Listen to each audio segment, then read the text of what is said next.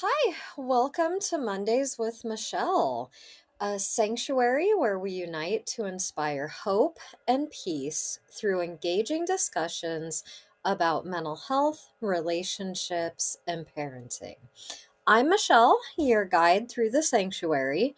I'm a mental health therapist with over 14 years of experience, an aspiring author currently navigating the book proposal process, a peacemaker, and an advocate for those without a voice.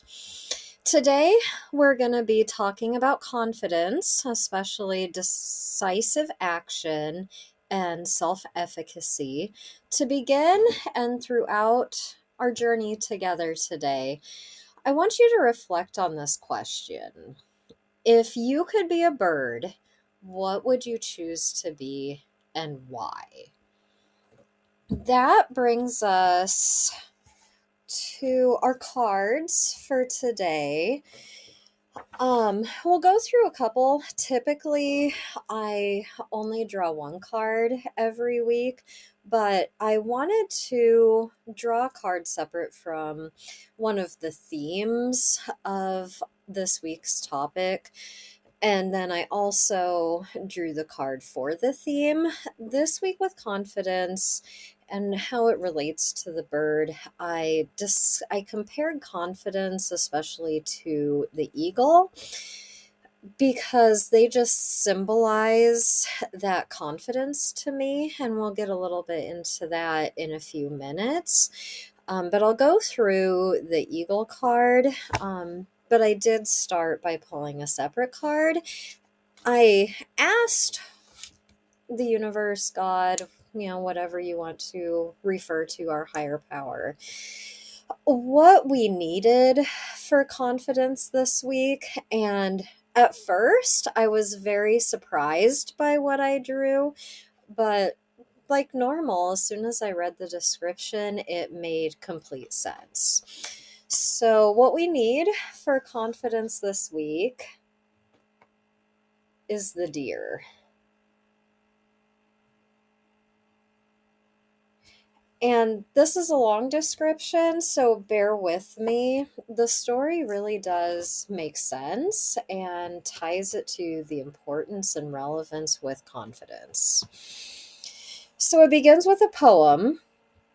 Dear, so gentle and loving you are, the flower of kindness, an embrace from afar. So the deer represents gentleness, something we may not associate with confidence. One day, Fawn, her great spirit, calling to her from the top of Sacred Mountain. Fawn immediately started up the trail. She didn't know that a horrible demon guarded the way to Great Spirit's lodge. The demon was trying to keep all the beings of creation from connecting with Great Spirit. He wanted all of Great Spirit's creatures to feel that Great Spirit didn't want to be disturbed. This would make the demon feel powerful and capable of causing them to fear him. Fawn was not at all frightened when she came upon the demon. This was curious, as the demon was the archetype of all the ugly monsters that have ever been. The demon breathed fire and smoke and made disgusting sounds to frighten Fawn. Any normal creature would have fled or died on the spot from fright. Fawn, however, said gently to the demon, "Please let me pass. I'm on the way to see Great Spirit." Fawn's eyes were filled with love and compassion for this oversized bully of a demon. The demon was astounded by Fawn's lack of fear. No matter how he tried, he could not frighten Fawn because her love had penetrated his hardened, ugly heart. Much to the demon's dismay, his rock-hard heart began to melt, and his body shrank to the size of a walnut. Fawn's persistent love and gentleness had caused the meltdown of the demon. Due to this gentleness and caring that Fawn embodied, the pathway is now clear for all of Great Spirit's children to reach Sacred Mountain without having to feel the demons of fear blocking their way. Deer teaches us to use the power of gentleness to touch the hearts and minds of wounded beings who are trying to keep us from Sacred Mountain. Like the dappling of Fawn's coat, both the light and the dark may be loved to create gentleness and safety for those who are seeking peace. If Deer has gently nudged its way into your cards today, you are being asked to find the gentleness of spirit that heals all wounds. Stop pushing so hard to get others to change and love them as they are. Apply gentleness to your present situation and become like the summer breeze, warm and caring. This is your tool for solving the present dilemma you are facing. If you use it, you will connect with Sacred Mountain, your centering place of serenity, and Great Spirit will guide you. So as I said, even though I was surprised when I first drew the card, it made sense. There is a confidence in being gentle, in loving those who do you wrong. I was definitely taught that growing up. Do good to those who hurt you. So that really describes that well, and letting go of fear. Deer was able to be present in its gentleness. It was able to embrace who it was and be able to stand up to the bully very calmly, directly, and gently. Deer didn't run away. It didn't back down, and it didn't get angry and frustrated and lash out at the demon blocking its way. It simply made a quite simple request, but also a very clear request. Please let me pass. I'm on the way to see Great Spirit. That tells me we don't have to be wordy. We don't have to be lengthy. We just need to be clear and concise in order to get our message across. And again, we don't have to yell and scream to get our point across. And when we're able to embrace our love, our gentleness, our compassion, we make the most difference. So I definitely think that's a beautiful sentiment this week is how can you express your compassion or even your confidence? How can you build your confidence this week through gentleness, love, and compassion? How can you share that with the world? Great questions, and a great way to begin our podcast today.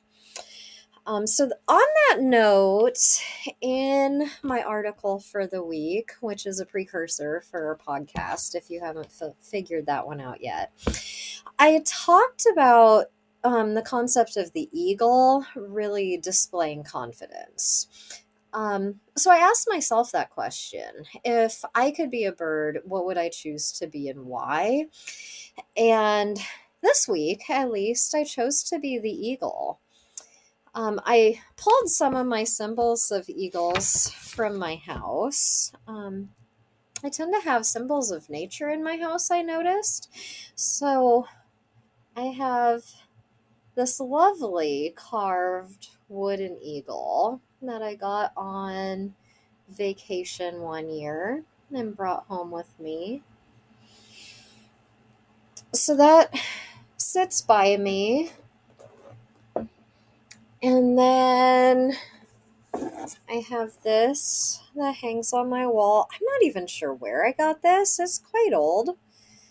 But I still like it. It's still beautiful. The eagle soaring above the canyons.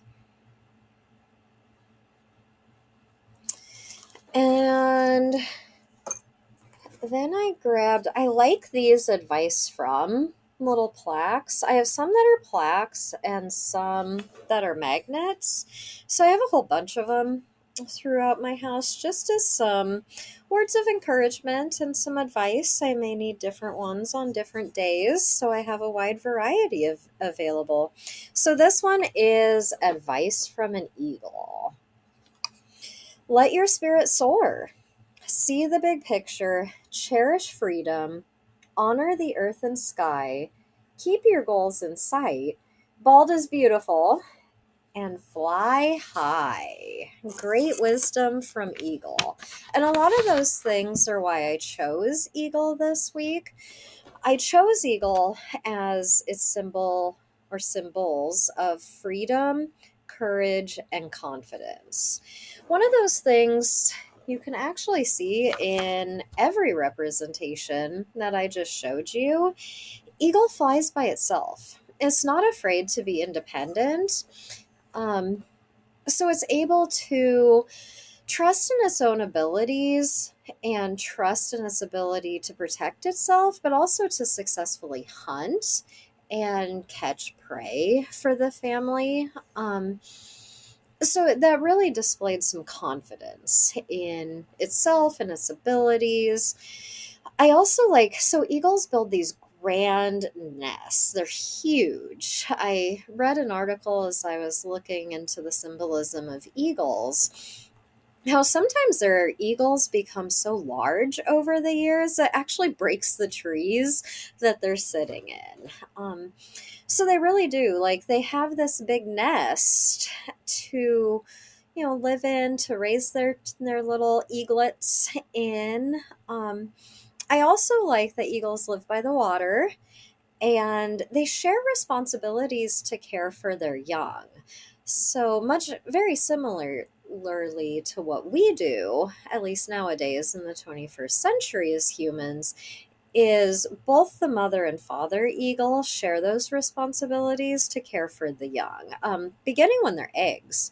The mother and father alternate back and forth between sitting on the eggs, keeping them warm, so that way they will be healthy and hatch when they're ready. And they continue doing that. They continue sharing those responsibilities as they care for their young. So the messages of Eagle really align well with the pieces that relate to confidence. So, like I talked about, eagles are independent. They also take very decisive action. They have really strong vision that allows them, to perch up in the trees or high above where they're sitting, and they can see where their prey is very accurately.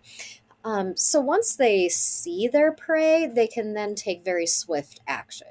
So they do have that decisive action where when they know what they want, they just move very quickly to get it. And one of the things I really admired about them this week is they don't stop flying during storms. A lot of animals, they'll hide and they'll kind of back away when storms happen. But what eagles do is they actually ride on those strong airwaves of storms, and it takes them higher than they can go normally during calmer sort of skies. So it really highlights how overcoming obstacles and really helps build resiliency that, as we'll find out later on, actually for us builds self-efficacy. So on that note, I also have and these cards are medicine cards. I should probably share my source. They are the Discovery of Power Through the Ways of Animals, and it's by Jamie Sams and David Carson. So that's our cards for today, and I will talk about the meaning of eagle since I chose eagle as one of the talisman for our time together today. So our poem for Eagle: Eagle, fly high, touch Great Spirit. Share your medicine, touch me, honor me, so that I may know you too.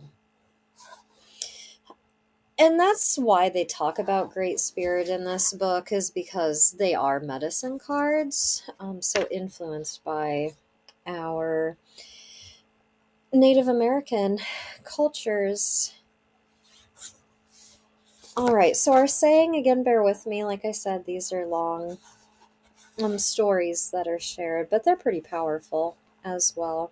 So eagle represents spirit. In other words, God, the universe, the higher power. Eagle medicine is the power of the Great Spirit, the connection to the divine. It is the ability to live in the realm of spirit and yet remain connected and balanced with the realm of earth. Eagle soars and is quick to observe expansiveness within the overall pattern of life. From the heights of the clouds, eagle is close to the heavens where the Great Spirit dwells. The feathers of eagle are considered to be the most sacred of healing tools. They have been used for centuries by shamans to cleanse the auras of patients coming to them for healing. Within the belief systems of Native American tribes, eagle represents a state of grace achieved through hard work, understanding, and a completion of the tests of initiation, which result in the taking of one's personal power. It is only through the trial of experiencing the lows in life, as well as the highs, and through the trial of trusting one's connection to the Great Spirit, that the right to use the essence of eagle medicine is earned. If you have pulled this symbol, eagle is reminding you to take heart and gather your courage, for the universe is presenting you with an opportunity to soar above the mundane levels of your life. The power of recognizing this opportunity may come in the form of a spiritual test. In being astute, you may recognize the places within your soul, personality, emotions, or psyche that need bolstering or refinement. By looking at the overall tapestry, eagle teaches you to broaden your sense of self beyond the horizon of what is presently visible. In learning to fiercely attack your personal fear of the unknown, the wings of your soul will be supported by the ever-present breezes, which are the breath of the Great Spirit. Feed your body, but more importantly, feed your soul. Within the realm of Mother Earth and Father Sky, the dance that leads to flight involves the conquering of fear and the willingness to join in the adventure that you are co-creating with the divine. If eagle has majestically soared into your cards, you are being put on notice to reconnect with the element of air. Air is of the mental plane, and in this instance, it is of the higher mind. Wisdom comes in many strange and curious forms, and is always related to the creative force of the Great Spirit. If you have been walking in the shadows of former realities, eagle brings illumination. Eagle teaches you to look higher and to touch grandfather's son with your heart, to love the shadow as well as the light. See the beauty in both, and you will take flight like the eagle.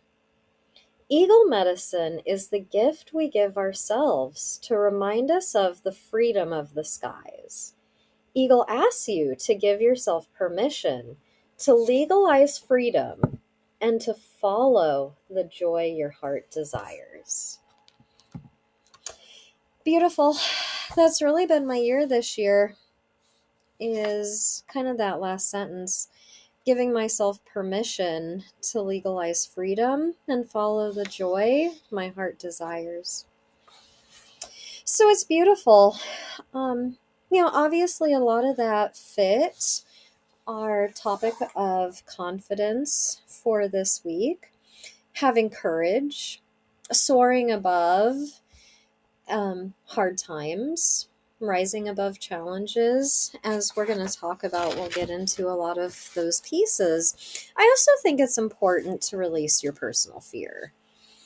Fear gets in the way of us doing a lot of things, and it definitely reduces our confidence. So when we let go of fear, we open ourselves up to be more confident in ourselves and our abilities. So that brings us into the heart of our material for this week. What is confidence? Very simply, it's the belief in one's ability to succeed.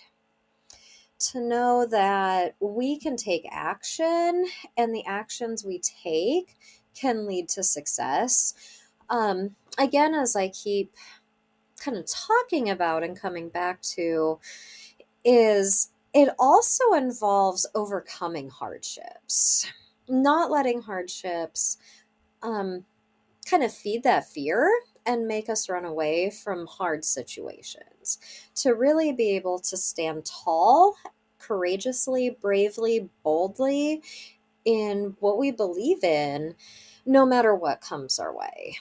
So confidence begins with our body language. It comes with making eye contact with other people, which can be scary. Some people get really scared about looking people in the eyes. But it's really that first piece of how we show that we're confident in ourselves, our abilities, especially our ability to succeed. So, eyes are often referred to as the windows of the soul. And being confident really allows us to, one, open up to others looking into our own soul, to be able to share who we are on that very personal, deep level, but also opening ourselves up to see that in others, to truly see people for who they are and look deeply into the people who are around us, who we're meeting. I would hypothesize that our eye contact really helps feed into our intuition. It gives us that sense of who is standing in front of us. So I think making that eye contact is very important. Another piece of our body language is using our voice and not being afraid to have a unique voice. Each one of us is different. None of us on this planet of over 8 billion souls is the same as another human being, which means we bring a unique perspective to the world, to those around us. And part of being confident is to be able to speak our voice, not to lie, not to hide who we are, but to stand tall and stand up for the things that we believe in, even in the face of adversity. Going back to deer, that was a fabulous example of just very gently and calmly, deer used its voice and it made a difference. It melted the demon that was standing in front of it, blocking its way. So our voices have power to them. So using our voice when we can, speaking our truth, sharing our truth with the world. And then another piece is our body language in general. So, our posture, standing tall. Here I drew in a different bird. I was all about the birds this week. That connects back to the question, if you could be a bird, what would you choose and why? And I I was looking kind of around my house and I saw flamingos. I'm like, oh, that's perfect. That really describes that body language. Flamingos are bright pink and they could be afraid of, oh my gosh, I am so pink. I don't blend in with the world around me. I stand out. But that's part of confidence is being able to stand out from the crowd, being able to stand tall and be whatever color you are, even if you are bright pink. Um, and that's a huge piece of confidence is how we portray ourselves to the world, how we are able to just embrace who we are, even those things that make us unique, different, original, and just share those things with the world. Letting go and releasing, kind of back to Eagle, release those fears. Just let fears of maybe rejection, judgment, let those things go and just boldly and courageously present yourself to the world. Another piece is trusting the universe. When we're confident, we have a level of trusting the universe that has got our back no matter what. Um, it allows us to step outside of the box, step outside of our comfort zone, um, being able to be our unique self. We have to trust that, the higher power did intend us to be who we are. That's definitely a big piece of how I was raised, that we were made by God. We were created by the Creator with love to be exactly who we are. So trusting in the universe that we don't have to fit in with the crowd. We don't have to do what everybody else is doing because we were given a unique path that we are meant to walk. So we trust the universe that no matter what happens, we are meant to be on this path. I think sometimes our path shifts and it changes. I definitely felt that this year. I knew very much, I could feel it, that I was at a fork in the road. I work with clients a lot with this piece who find themselves at a fork in the road. And I knew I could go down this path. There was a path that was much more familiar. There were a lot of challenges and a lot of blocks being presented along that road, but it was familiar. I knew what that road was. And then I also knew there was this other road in front of me, and it was scary. That path was unknown. I had no idea what was on that path. I knew it was there. I could see it was there, but I couldn't see far enough in the future to see what was on that path. It was more unfamiliar, it was uncharted. Ultimately, I chose that path. After sitting with my choices for months on end, I knew that I had to be courageous and bold and take a path that was unfamiliar and was scary. I had to let go of some of my own fear. Sometimes that even creeps out today where I'm like, okay, universe, okay, God, I have no idea where I'm going.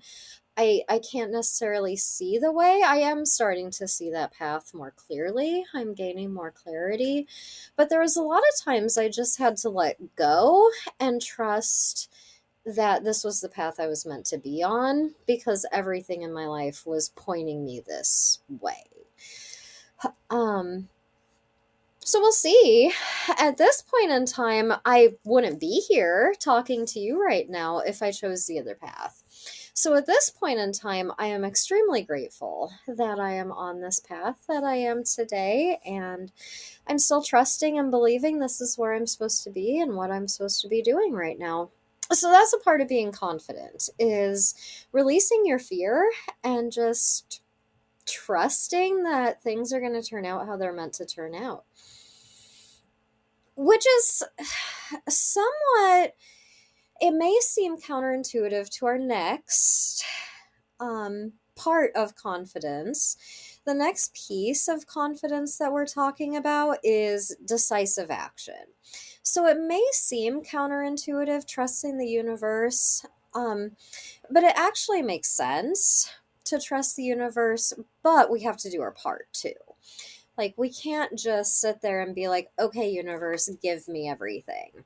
That's not how it works. We have to make a decision. Like, I very much had to choose to go on the unknown path and trust the universe would guide me along that process, which it absolutely has. It's given me the steps I needed to take to be able to take decisive action. So the first step of taking decisive action is figuring out what you're passionate about and then figuring out how to act on those passions. So one thing we can do to find our passions, if you don't know what they are, is consider what activities make you feel invigorated or full of life. When did the world light up around you? Who are you around? Where were you? So, our passions are people, places, and things that we love. You know, it might be our family, it might be our friends. As far as people goes, it might be a certain location. Some people are very passionate about their land, about their water, about their children and their children's future, leaving the world better than how we came into the world. I'm huge on that one.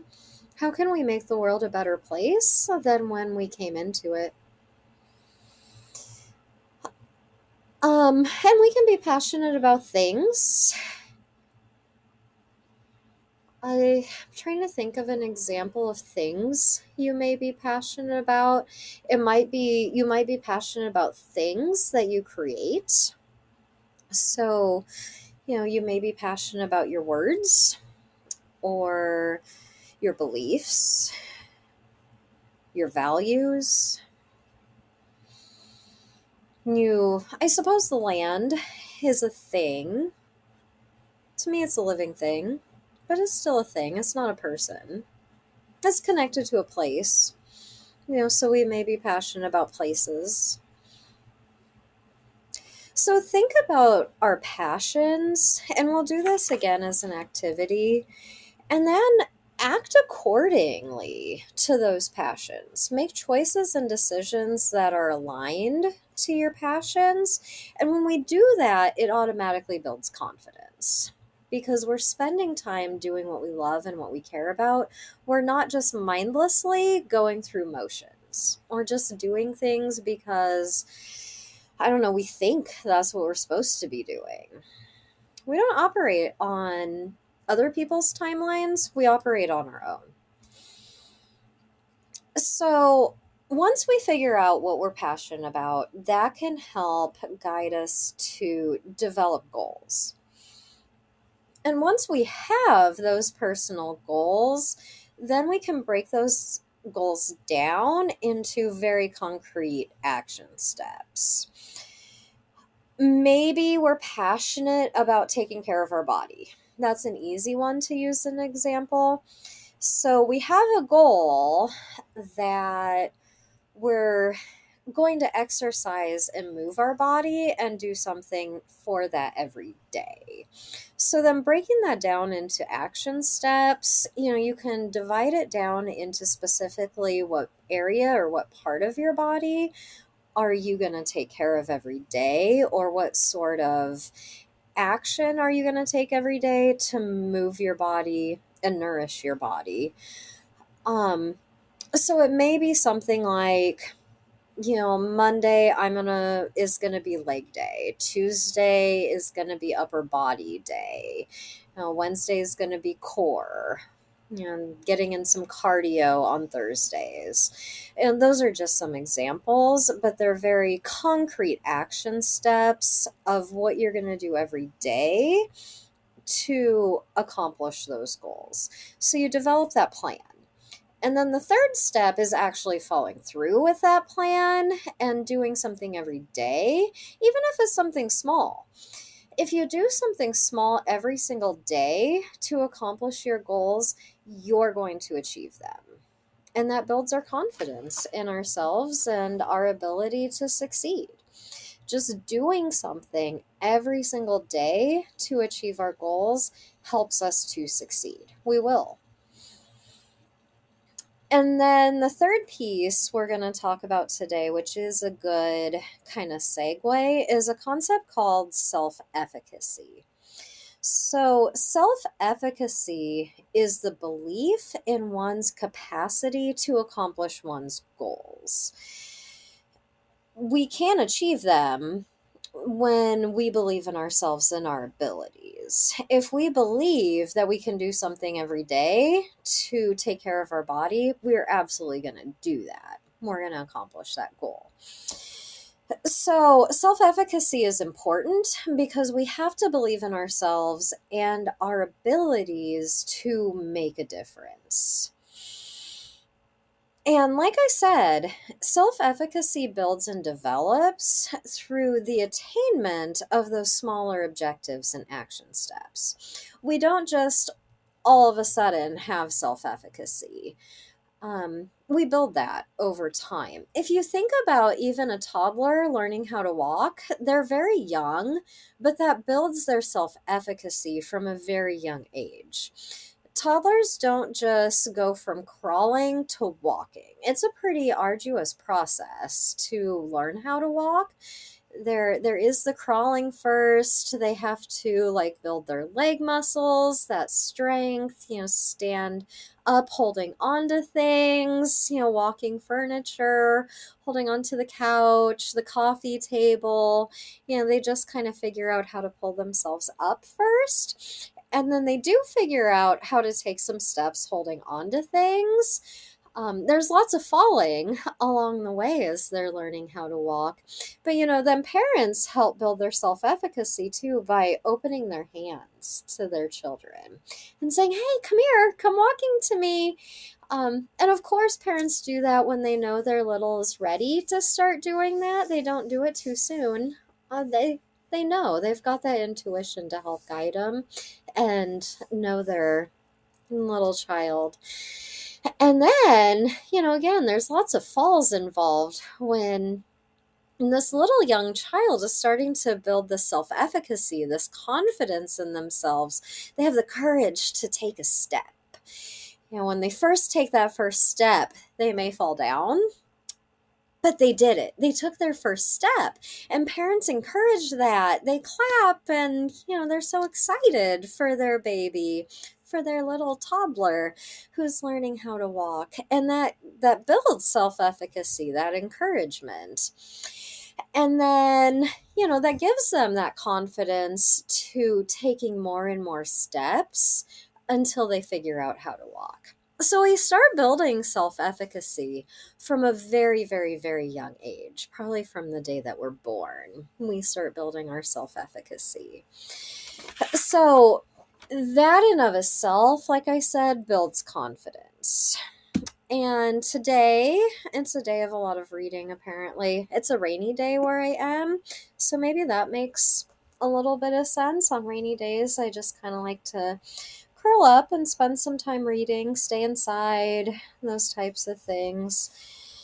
So I'm going to talk to you a little bit about Albert Bandura, and we'll be reading some excerpts from his book on self-efficacy, The Exercise of Control. And this was written in 1997.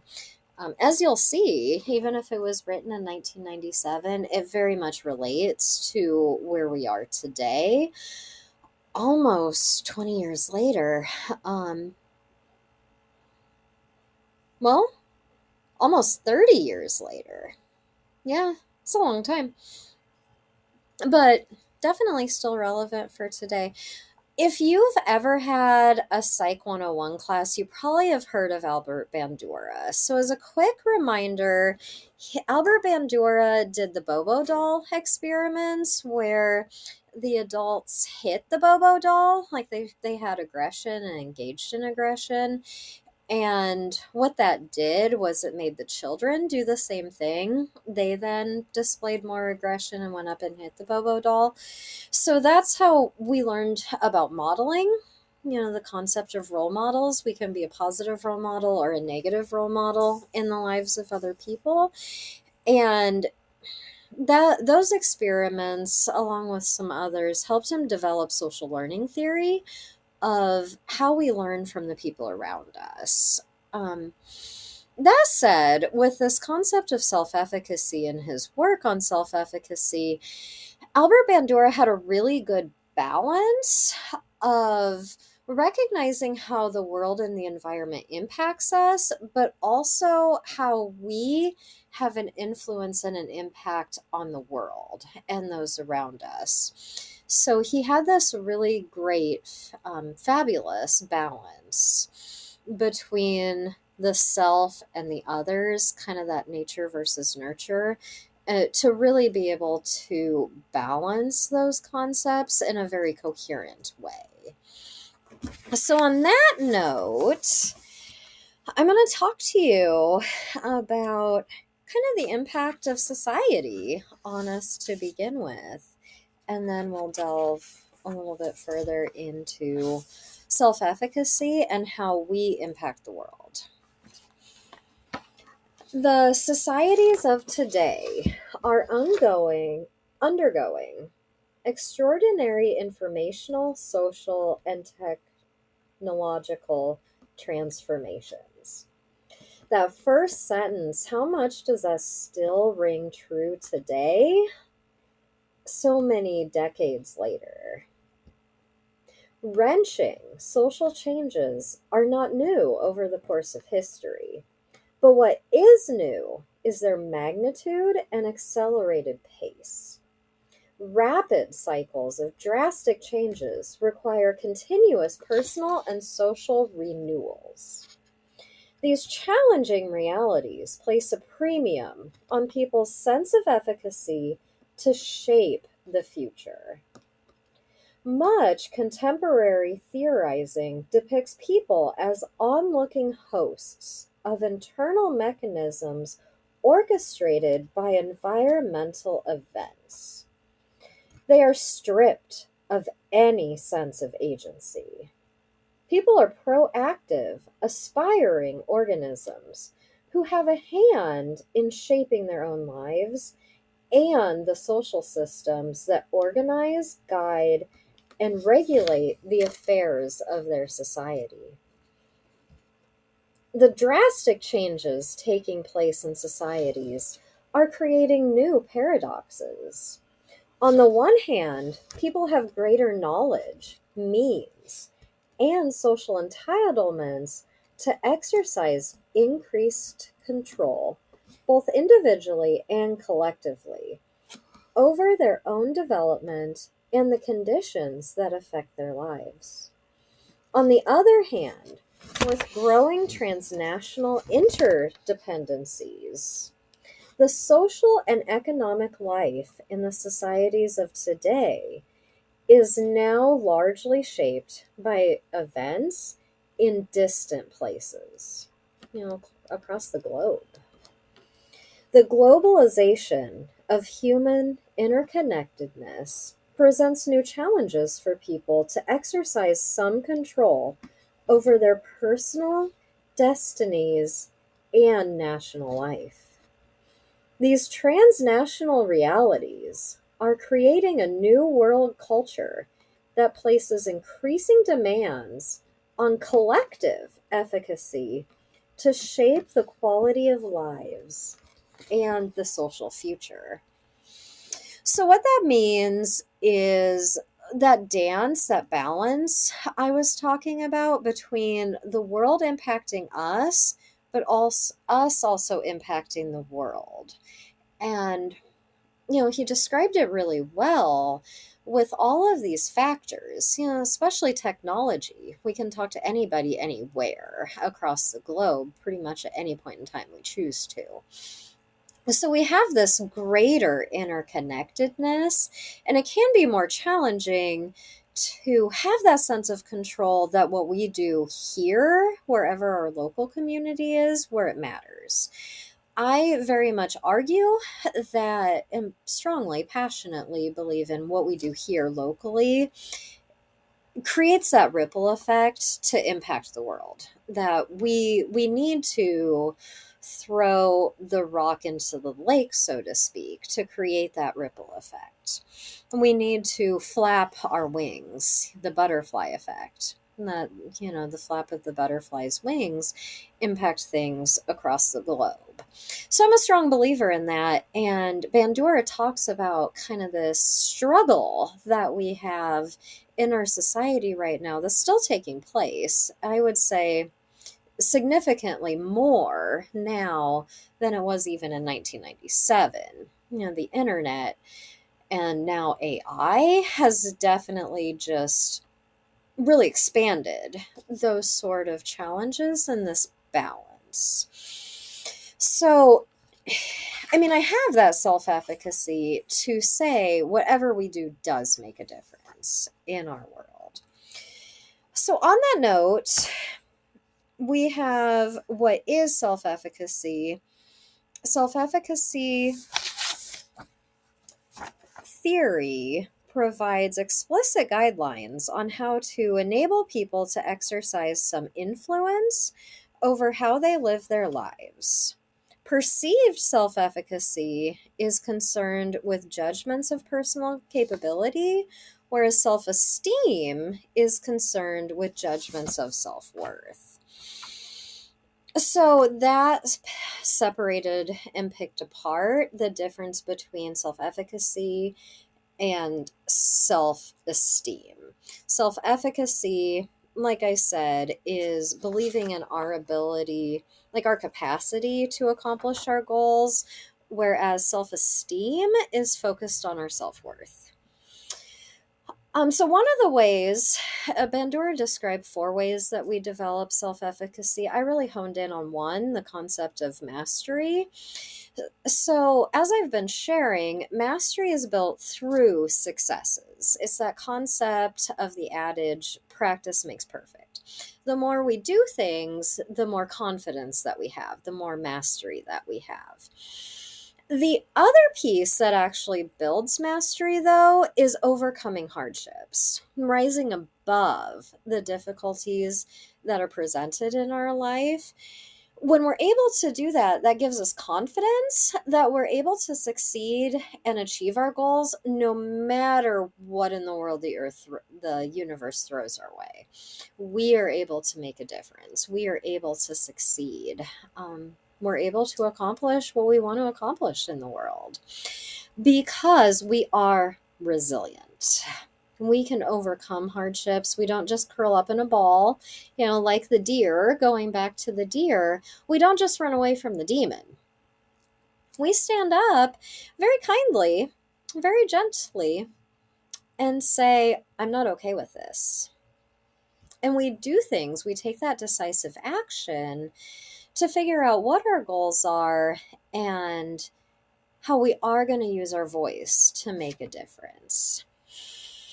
So we're able to rebound from our setbacks, and that helps build mastery, that confidence in ourselves, that belief in ourselves that we are capable to succeed. My dad had a couple of quotes. He talked about them all the time. He still does to today. But I think those really helped me. They're adages that stick with me in my mind, that even if I'm struggling or having a bad day, his voice kind of pops into my head. So one of the things he said is a setback is only a setup for a comeback. And how much does that relate to what we're talking about, that resiliency? So I'll say it again. A setback is only a setup for a comeback. Yeah. So we keep going no matter what, and we come back stronger. Every time the world tries to knock us down, every time a demon stands in our way on our path, when we're able to overcome those, that makes us stronger and more resilient. The other saying my dad used is the top 10 two-letter words. If it is to be, it is up to me. So that's self-efficacy in a nutshell, too. If it's going to happen, we have to make it happen. So I challenge you to step outside of your comfort zone. Stepping out of your comfort zone also builds mastery. We have to do things new. Our world is still rapidly changing. Bandura talked about it in 1997, how technology was rapidly changing. The world was rapidly changing. That hasn't slowed down. I would say, if anything, it's escalated and it's going even faster. I think we might start slowing down now a little bit. I somewhat feel that the energy is we're going to start slowing down, but we still have to step outside of our comfort zone. And make sure to give yourself grace as you do so. Rome wasn't built in a day.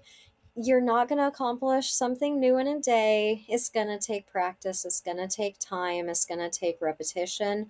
What I will say is, whatever you do, do not give up. Keep going. Every day. Just take that one small step. And keep going, even if it's a baby step, even if you fall down along the way, get back up and keep going. So that brings us to our activity for today. With the constraints of time and money lifted, what activities would you do to find happiness and fulfillment? Are there topics or issues that you feel passionate about? Where can you speak your truth with others? Create a list of 10 people, places, and things you feel passionate about. And that can help guide you to then create some goals. So as always, create your intention this week to build confidence. Set an intention for that. You can take this time right now to decide how are you going to build confidence this week. And then our weekly reflection, I'll bring it back to how we started. If you could take the form of any bird, what would you choose and why? Reflect on the challenges you have faced in life, so your hardships that you've overcome. How have those challenges shaped who you are today? How have they made you a better person? How have they helped you form resiliency? All right. Well, thank you for being here. If you have any questions about confidence, please post those in the comments to this podcast. I do still want to have a Q&A segment during my podcast, so please submit your questions about mental health, relationships, and parenting to hopepiecetogether@gmail.com. Next week, our topic is going to be on personal power and vulnerability. So send some questions if you have any about those. Otherwise, I have some exciting news for my paid subscribers. I'm going to be doing monthly healing sanctuaries where we can come together really to cultivate hope and inner peace. We're going to have like this supportive community with one another. I'll have some guided practices, reflective exercises, and opportunities to share. So I hope you're able to join me. I'm really excited to be able to do those. So our first one is going to be on Saturday, August 30th from 1 o'clock to 2 o'clock p.m. And that is in the Central Time Zone is the time for that. And it'll be over Zoom. So my paid subscribers will get content only for them with the Zoom link. And I hope you're able to join us. I'm really excited to be able to provide that offering for my paid subscribers. So thank you for being here. And I will talk to you next Monday on Mondays with Michelle. Thanks so much.